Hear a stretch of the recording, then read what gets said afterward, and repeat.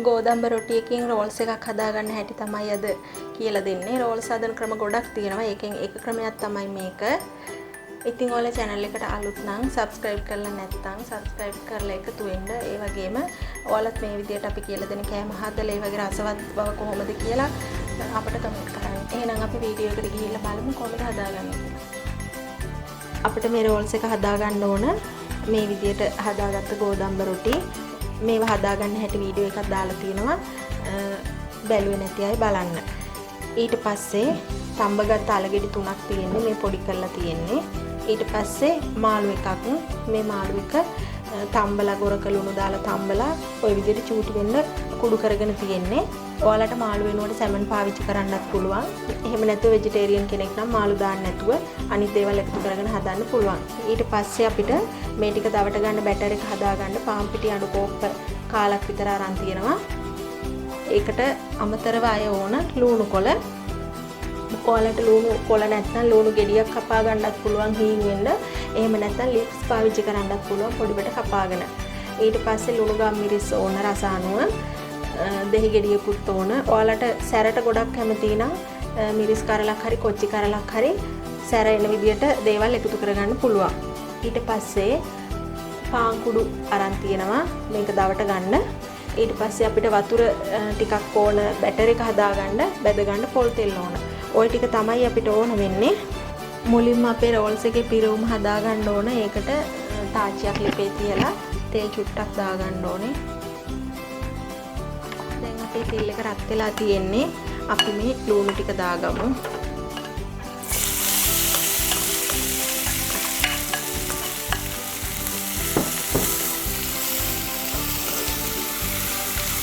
ඊට පස්සේ මාළු ටික දාගමු.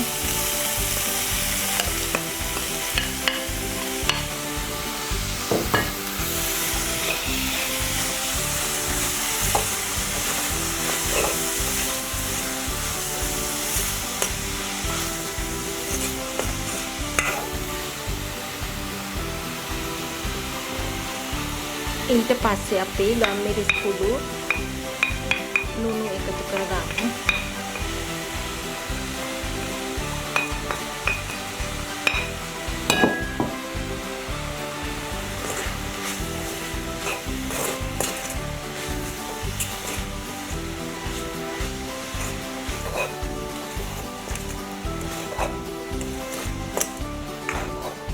ඊළඟට අපේ අල ටික එකතු කරගමු.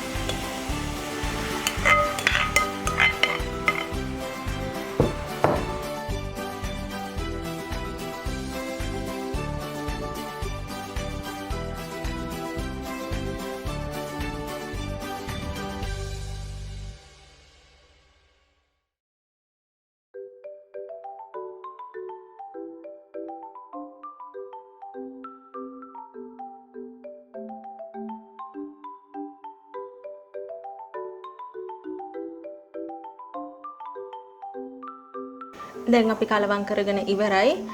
ලිප ඕෆ් කරගමු. සැර මදි වගේ නම් ඔයාලට පුළුවන් මේකට කෑලි මිරිස් එකතු කරගන්න. ඊට පස්සේ අපි මේක බිමින් තියාගෙන දෙහි එකතු කරගන්න ඕනේ.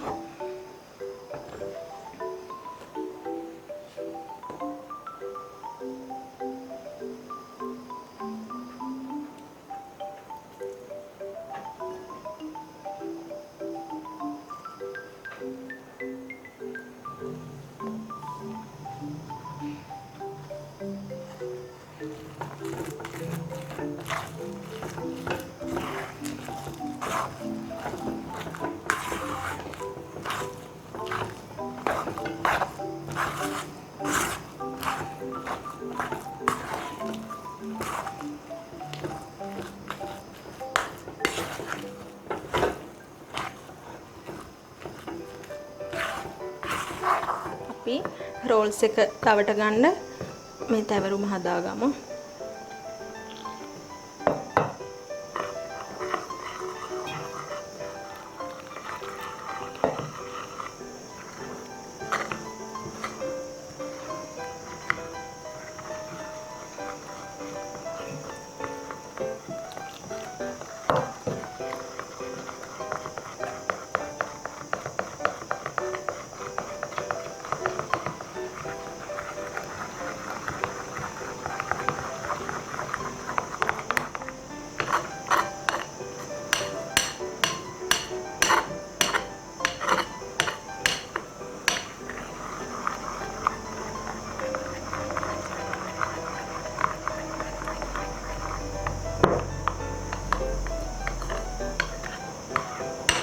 කැට මොකුත් නැති වෙනකම් මේක තියෙන්න ඕනේ මෙහෙම හැඳි ගාගෙන. කැට ගොඩක් තියෙනවා නම් ඔයාලා පොල් පෙරණ එකකින් මේක පෙරුවහමත් කැට ටික සේරම අයින් වෙනවා. එම නැතුව මේ විදියටත් හදා ගන්න පුළුවන්.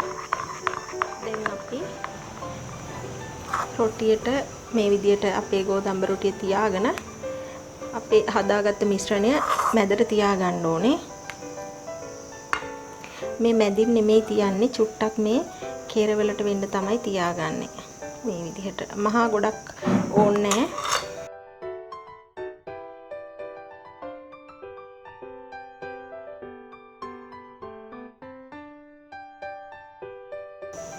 මේ විදිහට. ඊට පස්සේ අපි මේ දෙපැත්තෙන් ඇතුළට මෙහෙම නවා ගන්න ඕනේ. මේ විදිහට. ඊට පස්සේ චුට්ටක් මෙහෙම තියලා මෙන්න මෙහෙම රෝල් කරගෙන යන්න ඕනේ.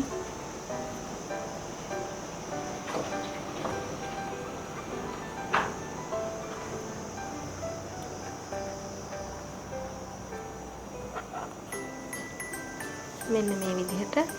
දැන් මෙතන සීල් කරගන්න ඕන නිසා අපි මේ හදාගත්ත බැටර් එකෙන් චුට්ටක් මෙහෙම ගා ගන්නවා. ගාගෙන එක අලව ගන්නවා.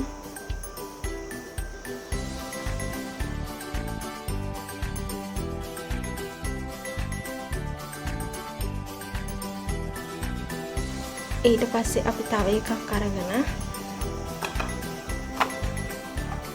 මේ විදිහට ඉරිලා වගේ තියෙනවා නම් හරි මොකක් හරි ඇද වෙලා පළුදු වෙලා තියෙනවා නම් ඒක ඇතුළට නැවෙන විදිහට මෙහෙම තමයි හදා ගන්න ඕනේ.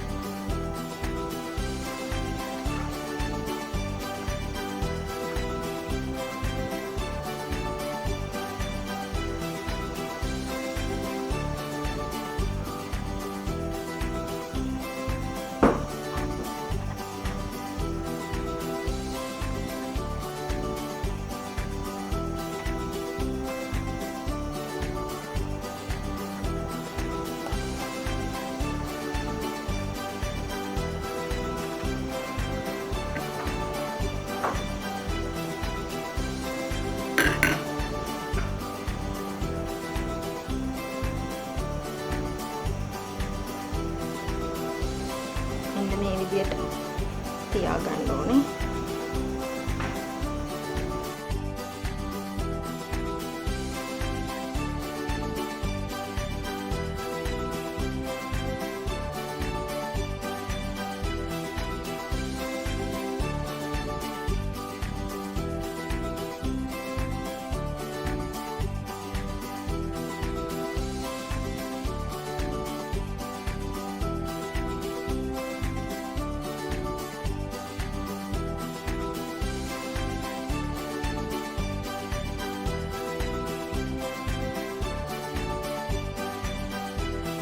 මේ තියෙන්නේ අපි හදාගත්ත රෝල්ස් ටික.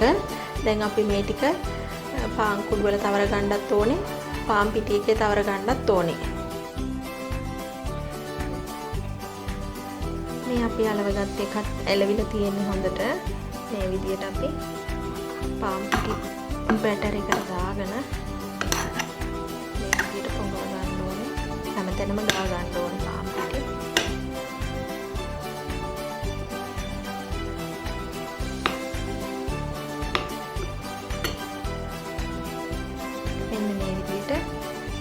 පාන් කුඩු එකේ තවර ගන්න ඕනේ.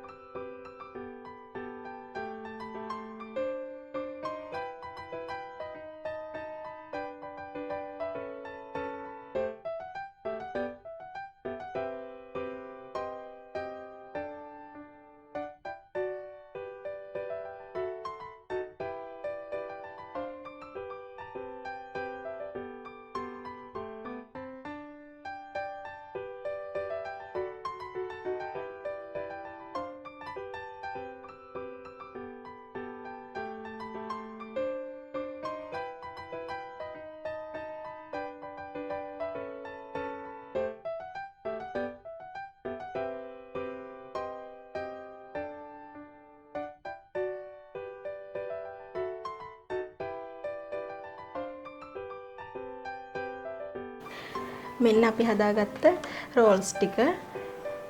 දැන් අපි මේ ටික පැය භාගයක් අපේ ෆ්‍රිජ් එකේ උඩ කොටසේ තියලා තියන්න ඕනේ. මේ තියෙන පැය භාගයකට පස්සේ ගෙනාව රෝල්ස් එක. දැන් අපි මේක බැද ගන්න ඕනේ. තෙල් එකක් රත් වෙන්න තියලා මේක බැදගමු. මම අද මේ ප්‍රමාණය විතරයි බැදගන්නේ. මම ගොඩක් හැදුවට අනිත් ටික එහෙමම තියෙන්න අරිනවා. මට දැන් 5යි ඕනේ. මම ඒ ටික තමයි දැන් බැදගන්නේ. අපේ තෙල් එක රත් වෙලා තියෙන්නේ. අපි පරිස්සමින් එකක් දාගමු.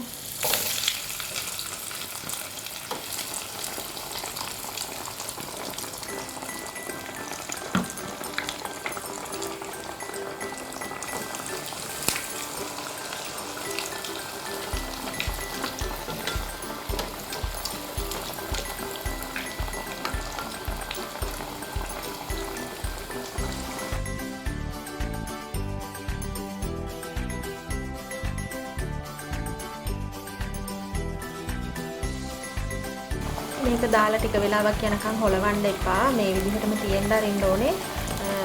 ඒ වගේම තමයි ගින්දර මීඩියම් ප්‍රමාණය වගේ තියාගන්න ඕනේ.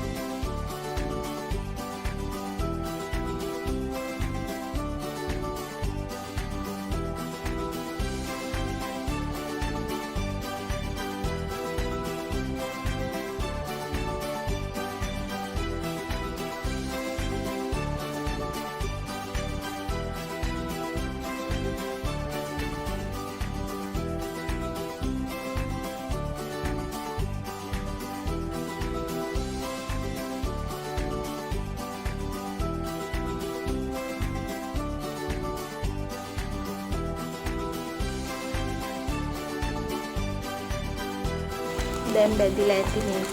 අපි මෙහෙට බාගමු.